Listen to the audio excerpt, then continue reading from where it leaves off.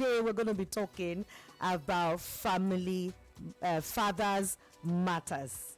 Yes, that fathers actually matters in our homes, in our lives, in our family, in the lives of our children. And we're going to be focusing not children, not the small ones, but right now we're taking it a bit higher. We're focusing on the teenagers. So you're not going to go away because I have someone interesting that's going to be joining me tonight, this evening, to crack everything for us on why father matters. Because a lot of people believe that what can man do? What is it doing? And some children don't believe in their fathers anymore. So I have someone who has been in the life of youths and teenagers for over 20 years, leading young people into purpose and faith from Nigeria to Scotland and beyond. With me, Ademola, like I said, Onobanjo Daniels, and a marketing expert, a writer, and a life coach, and of course, is a pastor. That one is the main Coco is a pastor and is currently leading church 1212. Thank you for saying that. It's a very interesting name, 1212. A youth and young adult community on a mission to ignite passion for Jesus and empower believers to transform the world. So he's a proud husband to Mojisola and has a girl child in me, Sioluwa. Yes, living for your wife still makes that lovely spongy cakes. Yeah, she does. She does. She makes the best banana and she bread does that in UK too now. Yes, she makes the best Interesting. banana bread in the United Kingdom. Yeah. So what does fatherhood mean to you personally? Thank you for having me. For me, fatherhood means that I am the first version of God that my child will experience. I put it this way that fatherhood is stewardship with a mix of flesh and blood. It's such a privilege for God to trust a life with me, the one I didn't create, but however I'm responsible to shape that life's destiny on a daily basis. So fatherhood for me, like I said, the version of God that my child will experience. So it goes beyond provision. It is more of my presence. It goes beyond just having this authority. It's being accountable to ensuring that the God who entrusted this life to me, I can boldly say that this life has become the ideal version that God intended it to be. That's it for me. So the ideal version is not just about provision, it's about presence. Thank you. So if it's the family room, and this month of May, I forgot to actually say happy new month to everyone. This month of May, we are celebrating children, and tonight we are focusing on very important voice in a teenager's life, and that is I would say our fathers. So I've got a late father, but I've got children and they have their father. So I will say our father. So that is what we're talking about today. And so now, Ademola, how involved are fathers today compared to before? Before the fathers goes to the PTA meetings, they make sure that you do your assignments, they make sure they buy. Fathers of those days, I remember, not being ashamed. I remember as a girl child, my father used to buy my undies for me that time. I'm saying it unashamedly, but now so how do you compare? I'm just saying fathers of now compared to fathers of today. I know some men still do that. They've got girl child and they still do that, up to accessories and all that. They buy everything for their girl child. And you have some, since we're talking about fathers, can we do a little bit of comparison, or we shouldn't even compare at all? Yeah, I think it's safe to compare, because the truth is, fathers today, I can boldly say that they are more visible. However, visibility is not always the same as being intentionally involved. Many fathers were providers, and then every other thing is second. But now in this generation, there's been a shift. However, There are more fathers who change diapers, who attend school runs, they have conversation. However, despite that shift into more activities, so with fatherhood these days have improved in activities, but there's still a gap and there's still need for growth in emotional availability. So most fathers could be in the house thanks to working from home and all of that because of the season, but they can be in the house but they are still absent. So for me, fatherhood today, the goal is not just being around, but being engaged, being aware of the needs of your children, and then being present. I know fathers who are in the house but they are not present to their kids. So so fatherhood these days. So yes, compared to before, there are more activities involved, but we need to close that gap for emotional availability. So, like, to cap that particular thing that you've said, that fathers should not just, they should be intentional, be more engaged, and be aware of the needs of their children. So Yeah. they just have to be intentional. So what role does father play in shaping a child's life? Let's bring it down to the teenagers now. What roles you have a lot of teenagers that you coach, that you've coached, and you're still coaching them, you're still helping them to become a better version of themselves, and you've seen it all. You've seen parents coming in to complain about this and that. You've seen even teenagers complaining about parents to you and their way of parenting. So what role does a father play in shaping a teenager? Let's bring it down to teenagers now. That's a very, very huge one. I mean, just to go straight to the point, the truth is, a father is a mirror before the world becomes the child's critic. Before social media tells the child who they are, before their friends define their identity, a father's voice is the one that sets the foundation. You know, the father's presence in moments like telling the child, I see you, I am proud of you. It's okay to make mistakes, you can try again. Fatherhood is being that voice that the child hears before before the external world controls them.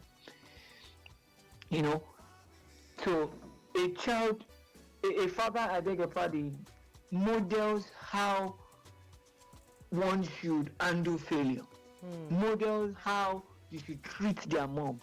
A father models how you speak up when they mess up. You know, a father's goal is not to make a child a performative child. A father's role is to make a child a realistic child. So you are not trying to ensure that they are perfect. You are there to ensure that life can be ups and downs, but your confidence is intact. Your identity is not thwarted. You know, I found out that with the help of a right father, a confident child is birthed. By a father that affirms them loudly and actually then corrects them with love. So it's not about just shouting down their throats. It's not about catching them doing wrong. A father catches them doing right. That's the role of a father. A child wants to know that before anyone else, when I mess up in the world, I can run back to my father. I'll take a clip from the prodigal son in the Bible. The prodigal son left the house, but his heart never left the father.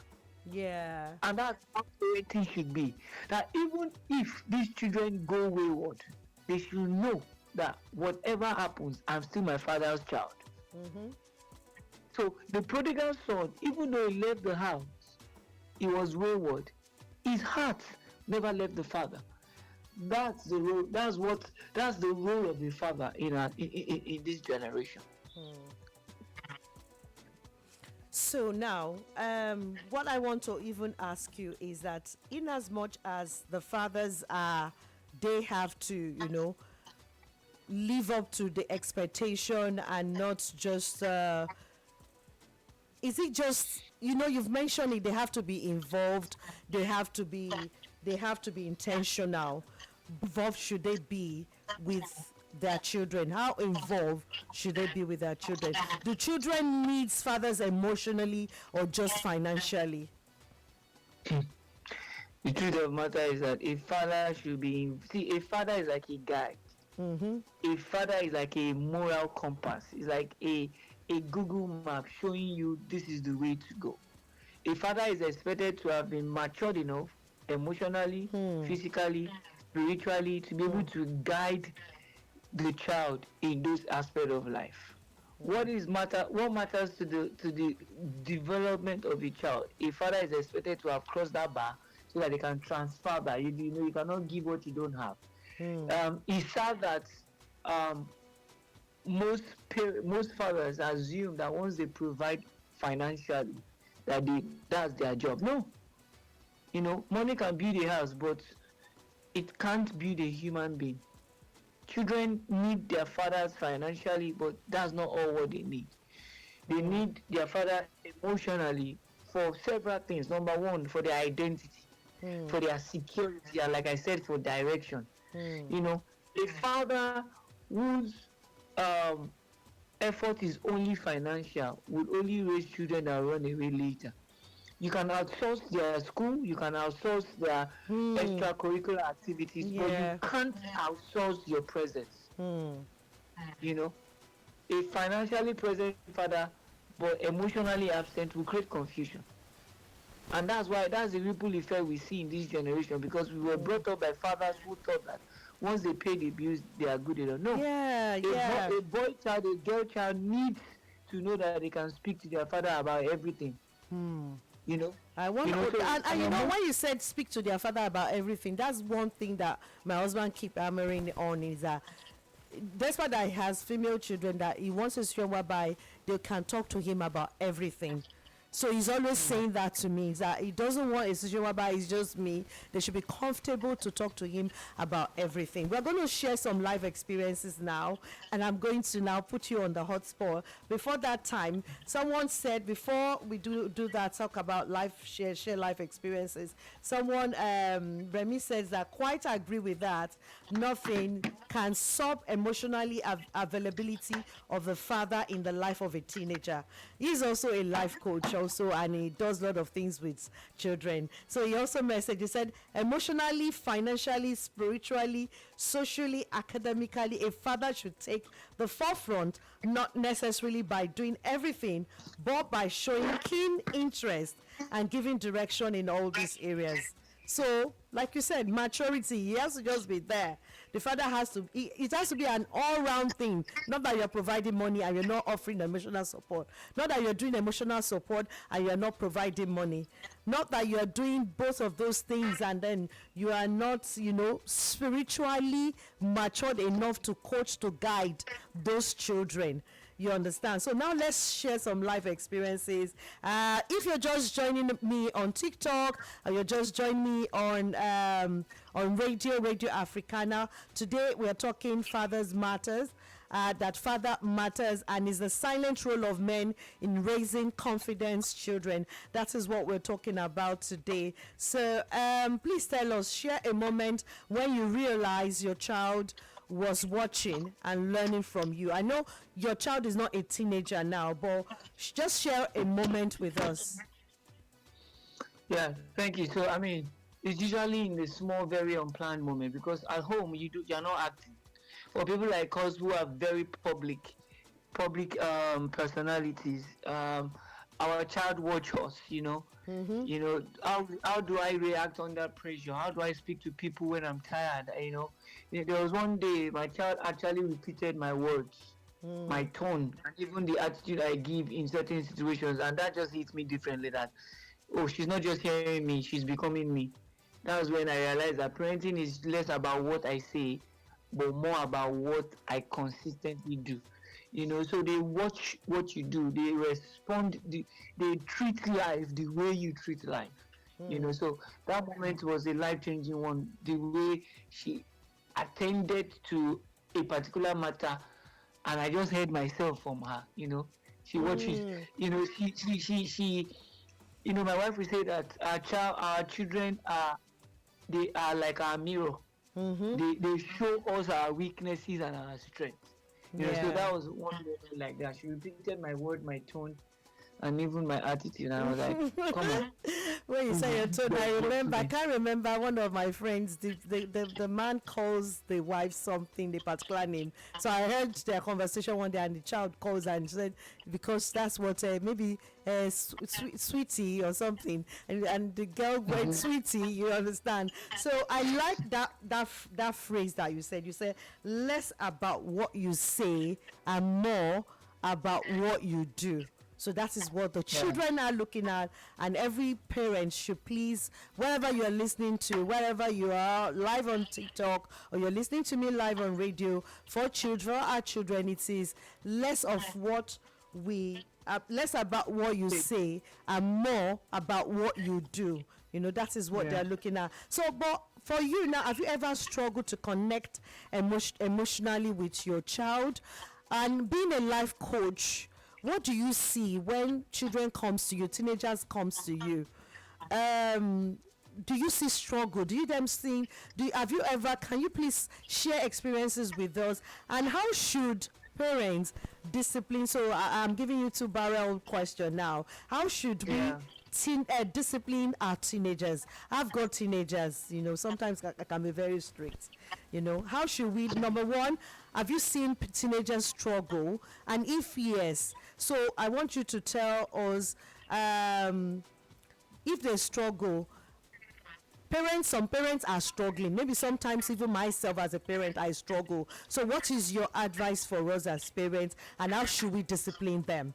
So if for parents, I want you to talk to parents out there, maybe they are struggling connecting to their teenagers, and also how do we discipline our teenagers? Yeah, thank you very much for that. I'll start with the first one. So for me, the truth of the matter is that no one is perfect on this job. So I'm not trying to say that I've got it all 100%. So everybody at some point struggle with this because quite a number of us did not grow up in an emotionally stable and balanced home. So we must admit that okay, this is a struggle for me as a man or as a woman, because as a man we're naturally raised to solve problems, not always to express our feelings. So emotional connection really does not come naturally to people.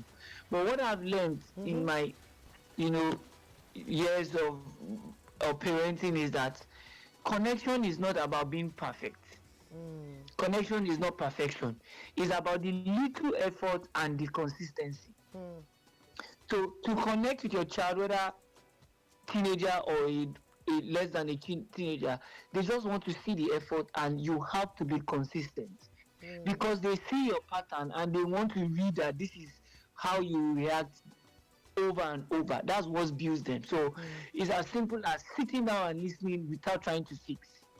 It's as simple as asking questions and actually listening, not to answer, but listening to understand. So you seek first to understand. One of the laws of effective people: seeking first to understand before being understood. That's the way you connect emotionally with your child. Ask them questions.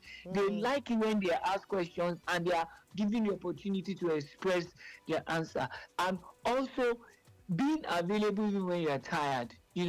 So emotional connection is actually a skill, like every other skill, that must be learned and improved on. And I'll tell you this as parents: is parenting is not transferable. Like parenting is a skill that has to be learned. My wife had to sign up for a parenting skill. We had to reset our parenting ideologies. For you to be a successful parent, if you I want to sign up too. yes, we had to pay for it, because we found out that most of us have not healed from some traumas. Yes. And you'll be lying to yourself. See, we had to go through that training to first unlearn, to reset, unlearn, and start learning how to communicate. And because we live in this part of the world where And this is not about just gentle parenting. You know, the word gentle parenting has been bastardized. No, it's not about gentle parenting. It's about good parenting. Good parenting comes with skills, and you don't inherit those skills. Bad for you if you grew up in a part of the world that thinks parenting is about being harsh. No, parenting is a skill, so you have to learn it. You have to improve on it. You have to learn it. You have to improve on it. And when you make mistakes, be quick to repair. That's the same analysis we do with our partners. You know, the Bible says, "Don't let your anger see the sun," or something. You know, it's the same way when you goof while you are trying to connect because you are not used to it, or because you are still learning. You are trying to work towards perfection. Be quick to fix. So when you shout beyond the normal decibel of the conversation with your child, be quick to apologize. Apology does not make you weak, does not make the child stronger. Apology is to let them know that you are human and you understand the principle of mercy. So yes, it's okay to struggle, but you must learn the skill, and be willing to unlearn your bad habit from the continent. So parent. So the next question for me, you said, how do you discipline a teenager? You know, taking a clue from what we said already, the truth is discipline should not be about control. And discipline is not an emergency. It's not control, it's not emergency. It's not control, it's not emergency. It is rather an opportunity to develop the child. So if your teenager learns to develop the child, so if all your teenager learns is fear, you have not raised them all.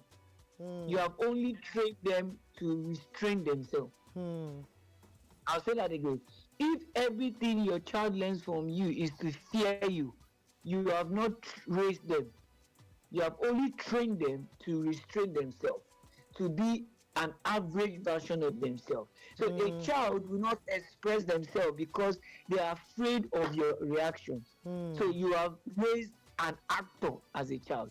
And that's why you see children who can't wait to be 18 to leave your premises so that they can be themselves. They can be, so they don't want all the naggies and all the talking and all the shouting. So what you're saying, that discipline is opportunity, is of opportunity for us to train our child, to develop them, to train them, to develop them. It's not to gain control, so that they will become confident children, and that is what we are talking about today. If you want to tell us your Instagram handles again, I know, is that Ademola Onabanjo Daniels? No, my name Ademola Daniel 7. Ademola Daniel 7, yes. So if you want to find Pastor Ademola, the brand and marketing expert, he's not just a pastor, he's a life coach. You can just message him into the family game segment.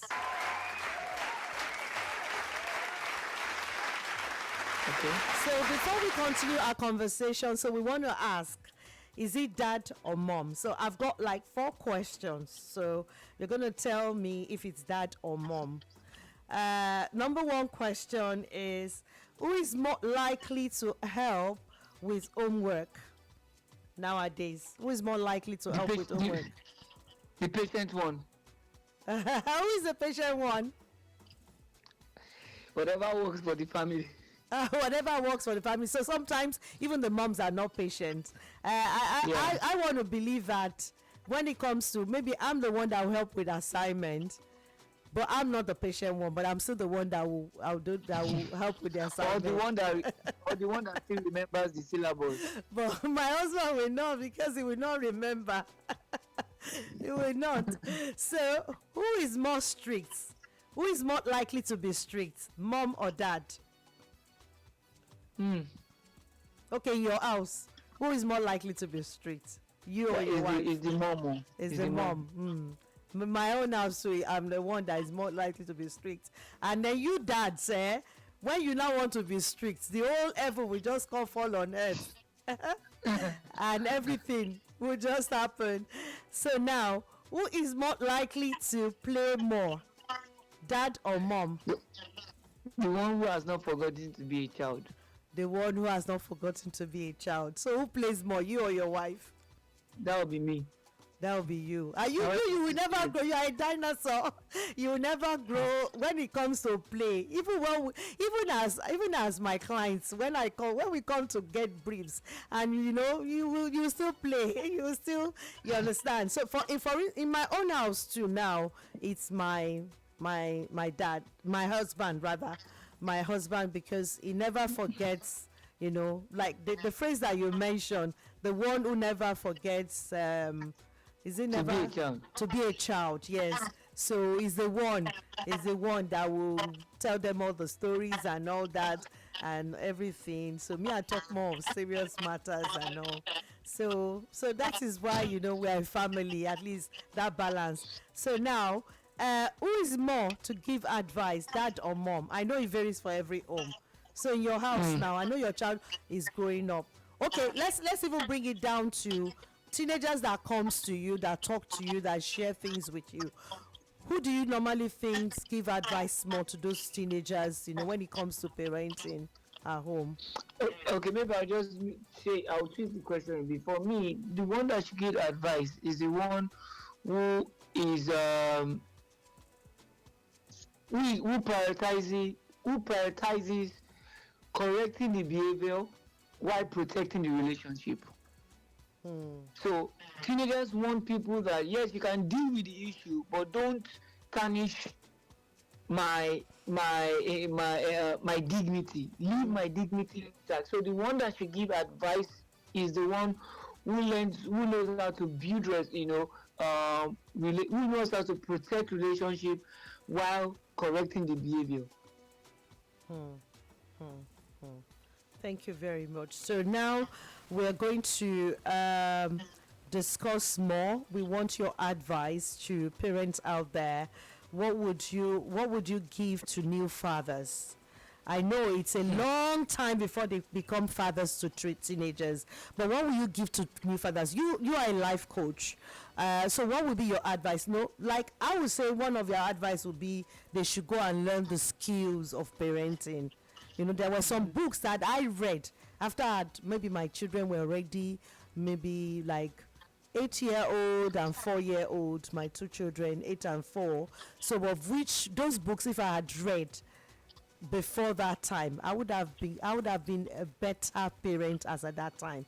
I'm a good parent, you understand, but there are some things I wouldn't have done. There are some things I would have done better. That's what I said. I would have been a better parent. So what would be your advice to new fathers, being a life coach? Every father or father to be should know that a child doesn't want a perfect father. They just want a present one. So my advice to new dads is, don't wait till you feel ready. Just you grow into fatherhood. There's no perfect father. Just be present early, learn your child, be humble to ask for help, be humble to say sorry when you need to. It doesn't make you less of a man. Show your emotions, let them know that fatherhood does not mean masculinity, does not mean that you are bereft of emotion. And one step at a time, you grow into it and you become the best father for your child. Now let's flip it to the other side now. What is your advice to teenagers out there that feels that, oh, my parents don't understand me, they can't communicate with me, they're not communicating right and all that? What is your own advice to the teenagers out there listening to you across the globe? Well, teenagers, know that you are in a transitional phase. As teenagers, one of the things that teenagers assume is that, because they are the happening thing, then the life evolves around them. No, don't rush your life trying to impress people, who are still figuring out themselves. I tell people this, that you don't spend the money. Don't spend the money you don't have to buy the things you need to impress the people you don't like. That basic foundation for me made me realize that my life as a younger person, I'm in a season, where it feels like, everything is urgent, success, relationship, But the truth is, every teenager should know that you don't need to have everything figured out at once. You just need to be moving in the right direction. Learn about yourself, build your life around three things that guide me, basically, which is discipline over vibes,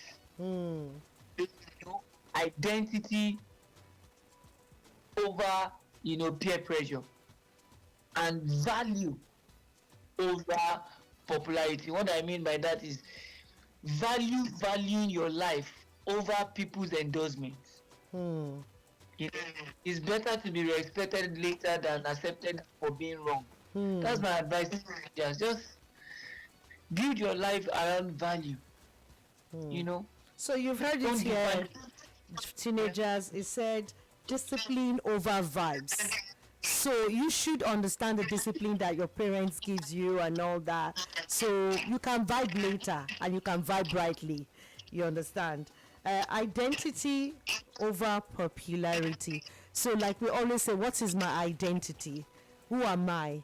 Who is my father? What is my purpose? What's my purpose in life? What is the vision? You understand? And you said also value over popularity. Yeah. Because if you don't define who you are, social media will define it for you. Discipline. Why I said that discipline over vibes is you have to do the right thing regardless of how you're feeling. Because doing the right things make you, better. I tell people this: do the right things, your feelings will catch up. Right. So in 30 seconds, what should fathers do differently from today? Fathers that have listened, what should they do differently from today? Fathers, we need to move from asserting authority to building relationship. Fathers need to move from just being the masculine image to expressing themselves, express your strength, your weakness. Move from providing to nurturing. A nurturer is an holistic builder, not just one part of life. Yeah. Thank you so much. Yeah. Thank you so Okay, much. you. So I believe we'll also have another time because we've got the Father's Month coming. This month is dedicated to children, and you've started it off for us in a big way by talking to fathers, by talking to teenagers. You've said, teenagers, remember discipline over vibes, identity over peer pressure, value over popularity. So please also, fathers, remember what is said is that you need to discipline is all about opportunity. That's what Ademola said, that it's discipline, it's all about opportunity. And of course we should mirror, let our life mirror the good things and not the bad things, so that our teenagers, our children, will become better version of us. So thank you so much. Now I can say Pastor Ademola Onabanjo Daniels, thank you for coming on the family room today. Thank you.